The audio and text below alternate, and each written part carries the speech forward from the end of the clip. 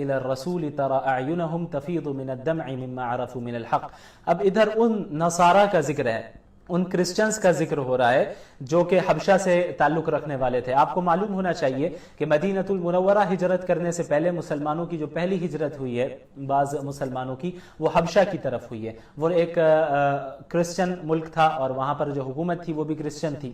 اور وہاں پر جب مسلمان گئے اور پھر حضرت جعفر طیار رضی اللہ عنہ نے وہاں کے بادشاہ کے سامنے جو خطاب کیا اور اسلام کے متعلق انہیں باتیں بتائیں، تو کیا ہوا کہ وہاں کے جو نصارہ تھے ان کے آنکھوں سے آنسو بہنے لگے قرآن کو سننے کے بعد. تو اللہ تعالیٰ نے ان کے نرم دل کا ذکر کیا ہے اور وہ جو مسلمانوں کے لیے نرم گوشہ رکھتے ہیں اس کا ذکر کیا. اس کے بعد اللہ تعالیٰ نے فرمایا یا ایھا الذین آمنوا لا تحرموا طیبات ما احل اللہ لکم، کہ اے ایمان والو جن چیزوں کو اللہ نے حلال قرار دیا ہے تم انہیں حرام نہ کرو. یہاں پر ایک اصول اللہ تعالیٰ نے بیان کر دیا مسلمانوں کے لیے بھی اور تمام انسانیت کے لیے بھی، کہ حلال اور حرام قرار دینا کسی بھی چیز کو یہ کام صرف اللہ رب العالمین کا ہے، کسی مخلوق کا نہیں ہے. اللہ نے جس چیز کو حلال قرار دیا ہے اس کو حرام کرنے کا اختیار کسی کے پاس نہیں ہے.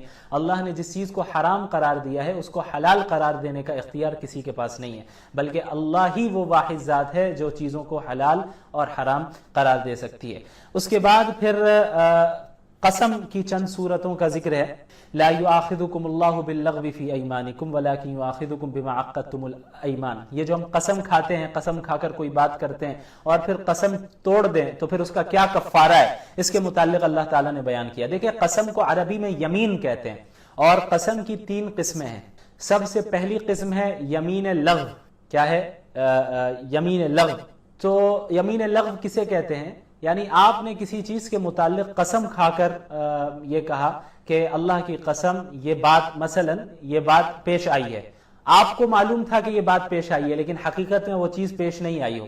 یعنی آپ کے علم میں تھا، آپ کو خبر پہنچی کہ بھئی ہاں ایسا ایسا معاملہ ہوا، لیکن حقیقت میں ایسا ہوا نہیں، لیکن آپ نے قسم کھا کر کہا کہ ہاں ایسا ہوا ہے اپنے علم کے مطابق، حالانکہ حقیقت اس کے برخلاف ہے. تو ایسی قسم کو یمین لغو کہتے ہیں. تو اللہ تعالیٰ ایسی قسم کو معاف کر دیتا ہے. یعنی آپ نے قسم کھا کے کہا کہ ہاں فلاں چیز واقع ہوئی ہے، آپ کے علم میں یہی تھا لیکن ایسا نہیں ہوا، تو اللہ تعالیٰ اس قسم پر پکڑ نہیں کرے گا، بلکہ اس پر گناہ بھی نہیں ہوگا اور اس پر کوئی کفارہ بھی نہیں ہے. البتہ احتیاط کرنا ضروری ہے کہ تحقیق کر لی جائے قسم کھانے سے پہلے. یہ ہے قسم کی پہلی قسم جسے یمین لغو کہتے ہیں. اب آئیے دوسری قسم قسم کی کیا ہے، اسے کہتے ہیں یمین غموس.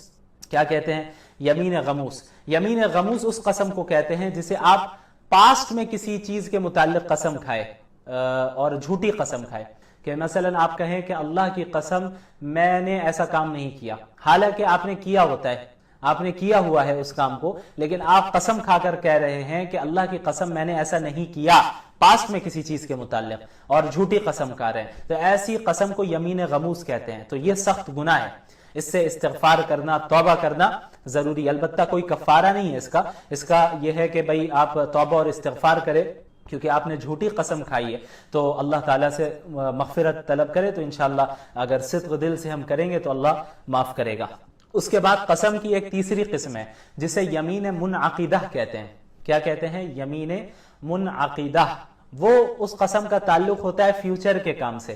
یعنی آپ نے قسم کھا کر کہا کہ میں یہ کام کروں گا، ظاہر ہے فیوچر میں کریں گے. آپ نے قسم کھایا اللہ کی قسم میں ایسا کروں گا، لیکن فیوچر میں آپ نے ایسا کیا نہیں، پھر تو یہ قسم کی مخالفت ہو گئی. قسم کھا کے آپ نے کہا کہ میں ایسا کروں گا لیکن آپ نے نہیں کیا، تو یہ آپ نے قسم کو توڑ دیا. تو یہ جو یمین منعقدہ ہے اس کا جو ہے کفارہ ادا کرنا ضروری ہے. اس کا کفارہ کیا ہے؟ فَإِطْعَامُ 10 مساکین، کہ یہ آپ 10 مسکینوں کو کھانا کھلائیں، یا پھر انہیں 10 مسکینوں کا آپ کپڑا پہنائیں. یعنی ایک قسم توڑنے کا کفارہ ہے. یہ کون سی قسم کا کفارہ ہے؟ یمین منعقدہ کا. وہ قسم جو آپ فیوچر کے متعلق کھاتے ہیں اور پھر فیوچر میں آپ اس قسم کے مطابق عمل نہیں کرتے، تو پھر وہاں پر آپ کو کفارہ ادا کرنا ہوگا. اور اس کا کفارہ یہ ہے کہ اگر آپ کے پاس استطاعت ہے تو آپ 10 مسکینوں کو کھانا کھلائیے، متوسط درجے کا کھانا، بہت زیادہ ہائی فائی بھی نہیں اور بہت زیادہ خراب بھی نہیں، مڈل لیول کا جو کھانا ہوتا ہے متوسط درجے کا، وہ آپ کو 10 مسکینوں کو کھانا کھلانا ہے، یا پھر 10 مسکینوں کو کپڑے پہنائیے، انہیں کپڑے دیجئے، یہ ہے کفارہ۔ اور اگر کسی کے پاس استطاعت نہیں ہے کہ بھائی اتنے پیسے نہیں ہیں اس کے پاس کہ وہ کسی یہ 10 مسکینوں کو وہ کھانا کھلا سکے یا 10 مسکینوں کو کپڑے پہنا سکے، تو اس کے لیے لازم ہے کہ لگاتار 3 دن تک روزے رکھے گا۔ تو قسم توڑنے کا کفارہ یہی ہے، مستقبل میں یمین منعقدہ کا کہ قسم توڑنے کا کیا ہے کفارہ، یہی ہے کہ 10 مسکینوں کو کھانا کھلائے یا کپڑے پہنائے، اور اگر اس کی استطاعت نہیں ہے، اتنے پیسے نہیں ہیں، تو پھر اس شخص کو چاہیے کہ 3 دن تک لگاتار روزے رکھیں۔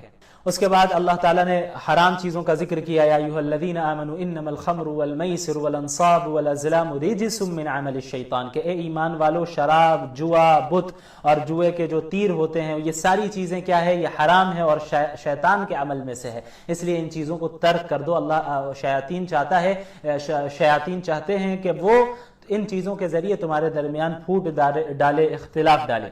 اس کے بعد پھر ایک خاص مسئلے کا ذکر ہے کہ ایک جو محرم ہوتا ہے، محرم کسے کہتے ہیں؟ جو احرام باندھ چکا ہو۔ احرام کی حالت میں بہت سی چیزوں کے کرنے کی اجازت نہیں ہوتی، انہی میں سے ایک چیز یہ بھی ہے کہ محرم یعنی جو احرام باندھ چکا ہو، اب وہ شکار نہیں کر سکتا، اس کے لیے خشکی کے جانور کا شکار کرنا جائز نہیں، یعنی زمین کے جانور کا شکار کرنا جائز نہیں ہے۔ لیکن اللہ تعالیٰ نے پھر ایک چھوٹ دی، اجازت دی کہ احل لکم صید البحر وطعامہ متاعا لکم وللسیارہ، کہ سمندری جانور کا شکار کر سکتے ہو۔ جو سمندری جانور کا شکار جو محرم ہے وہ کر سکتا ہے، اگر سمندر سے ظاہر سفر کر رہا ہے تو اس کے لیے بہت ضروری بھی ہے، تو اللہ نے اس کی اجازت دی۔ اس کے بعد ایک بہت ہی اہم آیت ہے، ہر مسلمان کو ذہن میں بٹھا لینا چاہیے اور خود کو دیکھنا چاہیے کہ ہم کہیں ایسا تو نہیں کر رہے۔ اللہ تعالیٰ نے فرمایا یا ایھا الذین آمنوا لا تسألوا عن اشیاء ان تبد لکم تسؤکم۔ اس آیت میں اللہ تعالیٰ نے بیجا سوالات کرنے سے لوگوں کو منع کیا، ایمان والوں کو منع کیا کہ اے ایمان والو، خواہ کے سوالات نہ کیا کرو، بیجا سوالات نہ کیا کرو کہ اگر اس کے متعلق پھر کوئی بات کہہ دی جائے تو پھر تمہیں تکلیف پہنچ جائے اور دشواری ہو، اس لیے اللہ تعالیٰ نے بیجا سوالات کرنے سے منع کیا ہے۔ ہمیں چاہیے کہ ایسے سوالات کریں علماء سے بھی جن کا عملی زندگی سے کوئی تعلق ہوتا ہے۔ بہت سے ایسے لوگ ہوتے ہیں ادھر ادھر کے سوالات کرتے ہیں جن کا پریکٹیکل لائف سے کوئی تعلق ہی نہیں ہوتا ہے، تو ان سوالات میں الجھنا ہی نہیں چاہیے اور مومنین اپنا وقت ان چیزوں میں ضائع نہ کریں۔ ہاں، وہ چیزیں جن کا تعلق انسان کے پریکٹیکل لائف سے ہے، عملی زندگی سے ہے، تو پھر ظاہر ہے کہ علماء کرام سے اس کے متعلق آپ کو سوال کرنا ہوگا، پوچھیں گے، جیسا کہ اللہ نے حکم دیا فَاسْأَلُوا أَهْلَ الذِّكْرِ إِن كُنتُمْ لَا تَعْلَمُونَ، کہ اگر تمہارے پاس علم نہیں ہے تو علماء سے سوال کرو، علماء سے پوچھو۔ تو بھئی کون سی چیز واجب ہے، کون سی چیز فرض ہے، مستحب ہے، ناجائز ہے، ان ساری چیزوں کا حکم اسی وقت آپ معلوم کر پائیں گے۔ آپ کے پاس اگر علم نہیں ہے تو آپ کو علماء سے پوچھنا ہوگا، سوال کرنا ہوگا، تو وہ تو جائز ہے۔ لیکن خواہ کے سوالات، مثلا بھئی حضرت آدم نے کون سا پھل کھایا تھا جس کی وجہ سے جنت سے نکالا گیا، حضرت موسیٰ کی لاٹھی کا رنگ کیا تھا، کس لکڑی کا سے وہ بنی ہوئی تھی وہ لاٹھی، تو یہ ایسے سوالات ہیں جن کا ہماری عملی زندگی سے کوئی تعلق نہیں ہے اور ہمیں ان چیزوں کی تفصیل جان کر کوئی فائدہ بھی نہیں حاصل ہونے والا۔ جن چیزوں کو جاننا ہمارے لیے ضروری تھا اللہ نے اتنی چیزوں کی وضاحت کر دی ہے، تو بیجا سوالات سے ہمیں بچنا ہے۔ اس کے بعد مشرکانہ رسومات کی تردید کی گئی۔ مشرکین کیا کیا کرتے تھے؟ اپنے طور پر بہت سے جانوروں کو حرام قرار دے دیا کرتے تھے اور بتوں کے نام پہ انہیں چھوڑ دیا کرتے تھے، تو اللہ نے اس کی بھی تردید کی کہ یہ ساری چیزیں غلط ہے۔ اس کے بعد انبیاء علیہم السلام کے متعلق بیان کیا گیا کہ قیامت کے دن یوم یجمع اللہ الرسل، قیامت کے دن اللہ تعالیٰ تمام رسولوں کو جمع کرے گا، فیقول ماذا اجبتم، اور اللہ تعالیٰ رسولوں سے سوال کرے گا، انبیاء سے سوال کرے گا کہ آپ نے دعوت کا کام کیا تو لوگوں نے آپ کو کیا جواب دیا، یعنی لوگوں نے آپ کی بات مانی یا نہیں مانی۔ تو سارے انبیاء کیا کہیں گے؟ قالوا لا علم لنا، کہ ہمارے پاس اس کا کوئی علم نہیں، انک انت علام الغیوب، اے اللہ رب العالمین آپ ہی علام الغیوب ہے، غیب کا علم آپ ہی رکھنے والے ہیں، وہ ایمان لائے یا نہیں لائے، اعمال اچھے کیے انہوں نے یا نہیں کیے، اس کا علم آپ کے پاس ہے۔ یعنی اس وقت اللہ کے خوف سے کوئی بات نہیں کر رہا ہوگا، جیسا کہ ایک جگہ اللہ نے فرمایا آگے یوم لا تکلم نفس الا باذنہ، کہ اس دن اللہ کے سامنے کوئی بھی جان، کوئی بھی انسان اللہ کی اجازت کے بغیر بات نہیں کرے گا، یعنی خوف کا یہ عالم ہوگا، دہشت کا یہ عالم ہوگا، قیامت کی ہولناکی کو دیکھ کر ایسا منظر ہوگا اور ایسی کیفیت انسان کے اندر پیدا ہو جائے گی کہ کوئی یہ جرأت نہیں کر سکے گا کہ اللہ کے سامنے ایک لفظ بھی بول پائے۔ تو انبیاء سے جب پوچھا جائے گا تو انبیاء بھی کہیں گے کہ یا اللہ ہمیں نہیں معلوم، انک انت علام الغیوب، آپ ہی علم رکھنے والے۔ اس کے بعد پھر مائدہ کا ذکر ہے، چونکہ سورۃ المائدہ چل رہی ہے اور میں نے بتایا مائدہ کہتے ہیں دسترخوان کو۔ تو ہوا یہ کہ حضرت عیسیٰ علیہ السلام نے اپنی قوم کے لیے اللہ تعالیٰ سے دعا مانگی کہ یا اللہ آسمان سے مائدہ دسترخوان کا نزول فرما، کیونکہ ان کی قوم نے، ان کے ماننے والوں نے جو ہے یہ درخواست کی تھی کہ ہم اس دسترخوان سے کھائیں گے اور ہمیں اطمینان ہو بس اس وجہ سے۔ تو اللہ تعالیٰ نے ان کی اس دعا کو بھی قبول کیا۔ بنی اسرائیل پر اللہ نے بہت سی نعمتیں کی اور انہیں بہت طرح طرح کی چیزوں سے نوازا، تو اللہ تعالیٰ نے حضرت عیسیٰ کی اس دعا کو بھی قبول کیا کہ ٹھیک ہے میں آسمان سے دسترخوان نازل کر رہا ہوں، لیکن اتنے بڑے معجزے کے بعد بھی اگر کوئی انکار کرتا ہے اور اس کے باوجود جو ہے اللہ کی نافرمانی کرتا ہے تو پھر میں اسے ایسی سزا دوں گا اور ایسا عذاب دوں گا جیسے عذاب میں نے پہلے کبھی پوری دنیا میں کسی کو نہیں دیا ہوگا۔ تو بہرحال اس لیے اسی واقعے کی نسبت سے اس سورت کو سورۃ المائدہ بھی کہا جاتا ہے۔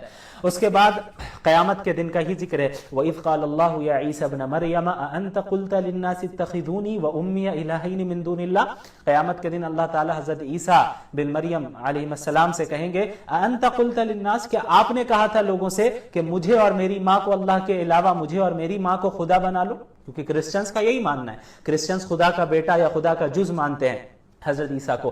تو قیامت کے دن اللہ تعالیٰ حضرت عیسیٰ سے پوچھیں گے علیہ السلام کہ آپ نے کہا تھا لوگوں کو کہ میری عبادت کرو،